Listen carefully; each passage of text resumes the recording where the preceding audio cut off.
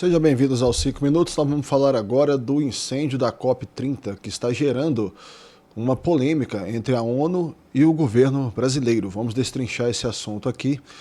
Gostaria de agradecer a todos que estão se inscrevendo no canal. O canal está começando agora, então cada inscrição é muito importante. Muito obrigado a todos vocês. Lembrando que nosso conteúdo aqui é de direita liberal. Então vejam bem, notícia aqui da CNN. Incêndio na COP amplia indisposição entre o governo e ONU.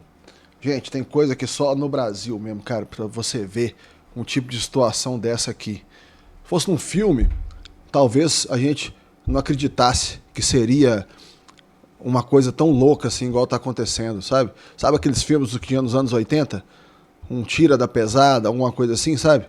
Aqui tá ocorrendo, tá sendo justamente isso. Uma COP da pesada, olha aqui, ó.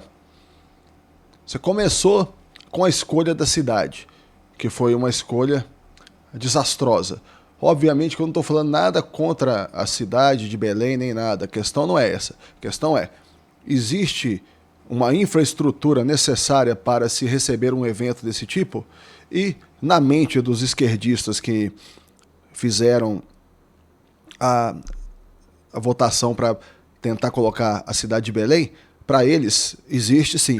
Mas é como eu te falei, como eu falei com vocês já em outro vídeo.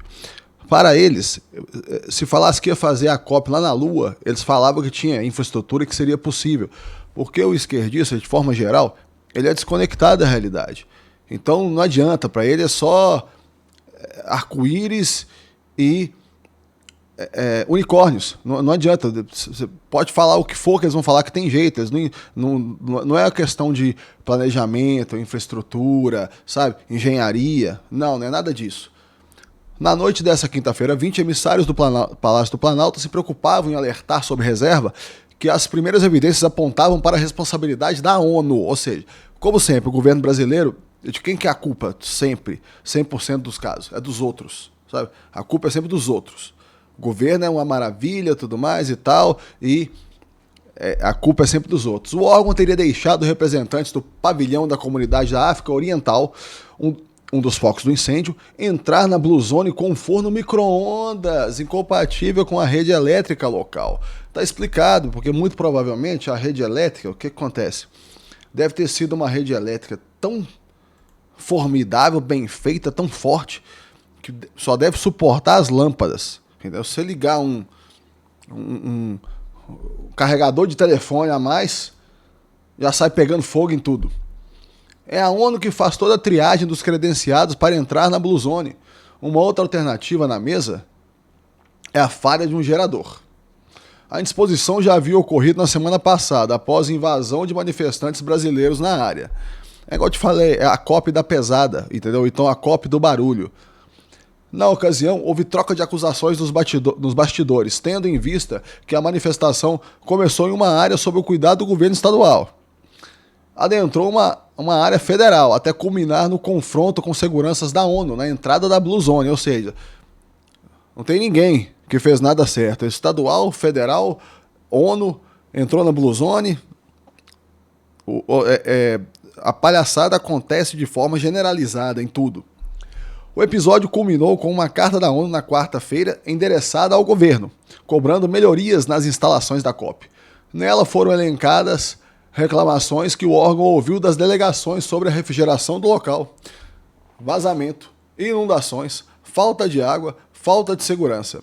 A CNN mostrou nessa quinta-feira que na carta também foi mencionado riscos decorrentes da exposição da rede elétrica, ou seja, provavelmente estavam os fios tudo pendurado lá, uma balbúrdia infinita, que foi que gerou isso. Para o governo, a postura da ONU seguiu a adotada na invasão da semana passada, no sentido de apressar para atribuir ao governo responsabilidades que seriam delas. Ou seja, é a ONU falando que é do governo, é o governo falando que é da ONU.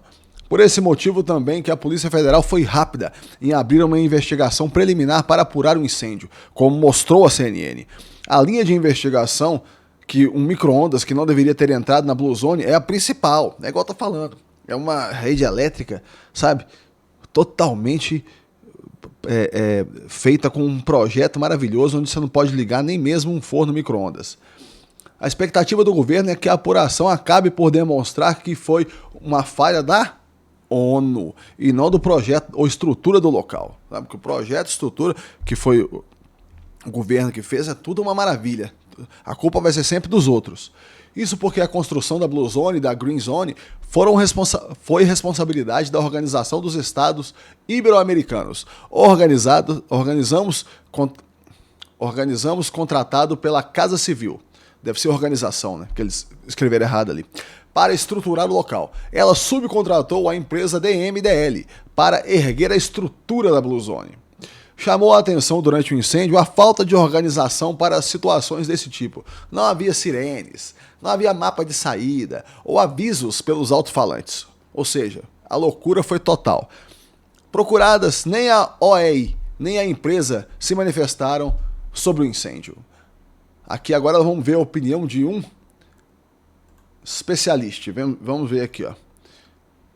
O incêndio poderia ter sido muito mais grave, diz especialista. A gente sempre tem o especialista para afirmar o que as empresas da mídia tradicional querem, né?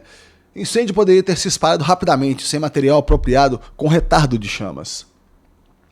O incêndio que atingiu a Blue Zone na COP30 poderia ter se espalhado com muito mais velocidade, caso a estrutura fosse feita com materiais sem qualquer tipo de retardante de chama, de acordo com um especialista em gerenciamento de riscos, Geraldo Portela.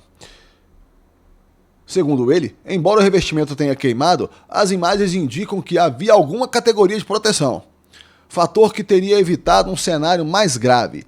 Fosse um material sem nenhum poder de retardo, em 30 segundos o fogo teria tomado tudo.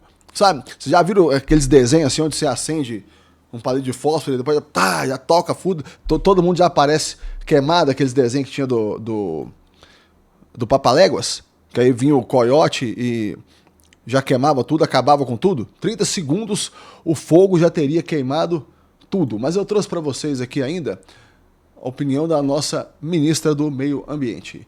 Ação rápida evitou tragédia, diz Marina Silva após incêndio na COP30. Segundo a ministra do Meio Ambiente, o incidente não deve atrapalhar o andamento das negociações que segue a pleno vapor.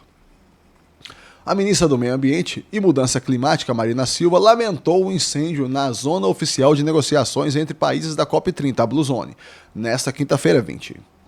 Segundo Marina, a ação rápida das equipes de segurança evitou uma tragédia maior. Mas foi um incêndio que foi debelado, apagado em 6 minutos. Isso significa que houve proficiência técnica e capacidade de controlar uma situação que é isso que se espera. Acho que o fato de ter havido uma ação rápida e proficiente evitar uma tragédia, disse a ministra. Mais cedo, o local precisou ser completamente evacuado, o que causou uma correria na área de acesso restrito do ambiente. Segundo o Centro Integrado de Operações Conjuntas da Saúde, responsável pelo monitoramento e organização da assistência durante a COP30, 21 pessoas receberam atendimento médico devido ao incidente. Não há registro de queimaduras ou consequências mais graves. Então, graças a Deus, né? Aconteceu essa bagunça toda aí que aconteceu, mas aparentemente ninguém se machucou porque teve os atendimentos médicos, porém não teve registro nem de queimadura. Se você tem um incêndio e não tem registro de queimadura, graças a Deus foi uma coisa de menor gravidade. Porém, o que ocorre é o seguinte, isso contribui para a classificação desse incidente, ou seja, ou desse evento da COP30, como isso que eu estou falando. A COP do barulho, COP da pesada, entendeu? Uma COP, sabe? Vamos viver aventuras incríveis na nova COP. É mais ou menos isso. Sabe, meus amigos? Muito obrigado a todos que estão acompanhando o canal e até o próximo vídeo.